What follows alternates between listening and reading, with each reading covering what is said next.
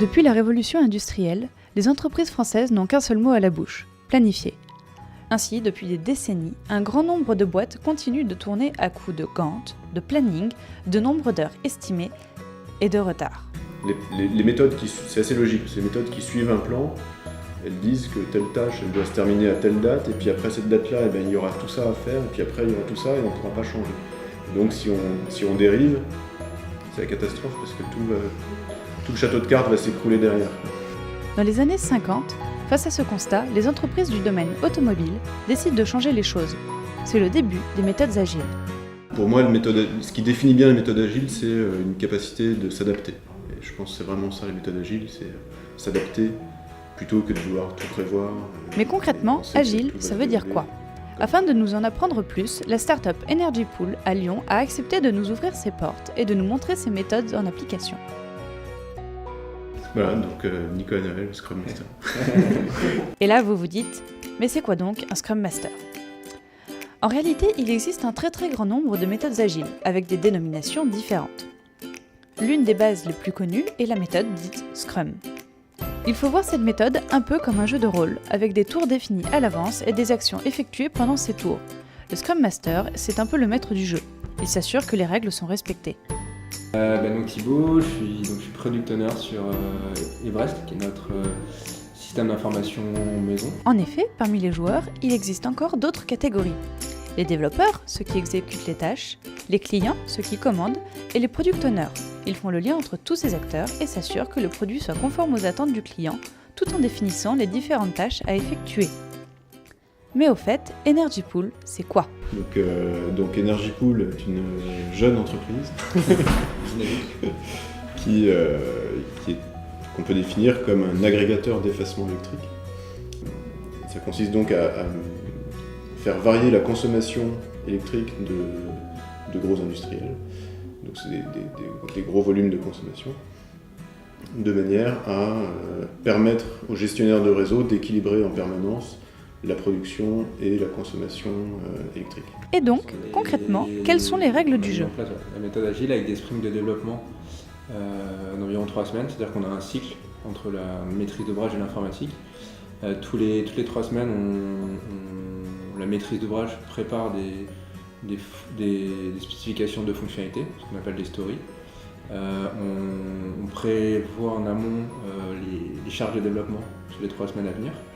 Et donc toutes les 3 semaines, on présente un certain nombre de fonctionnalités aux développeurs qui sont censés fournir en 3 semaines de développement. Donc typiquement ce matin, on avait ce qu'on appelle un sprint planning. Donc toutes les 3 semaines, on présente aux développeurs les fonctionnalités qu'on souhaite voir développer dans les 3 semaines à venir, les bugs qu'on souhaite également traiter, et on part alors dans un sprint de développement de 3 semaines. Au cours du sprint, on a des points très réguliers. Tous les matins, on a ce qu'on appelle un stand-up. Donc on a une réunion stand-up parce que tout le monde est debout. On a tous les développeurs qui sont présents. Nicolas, qui est Scrum Master, qui est le chef des développeurs, le coordinateur qui est présent. Enfin, je ne sais pas si c'est exactement ça, mais qui est le représentant, en tout cas IT. Et puis on a ce qu'on appelle les Product Owners. C'est la maîtrise d'ouvrage. Donc on est 3 Product Owners.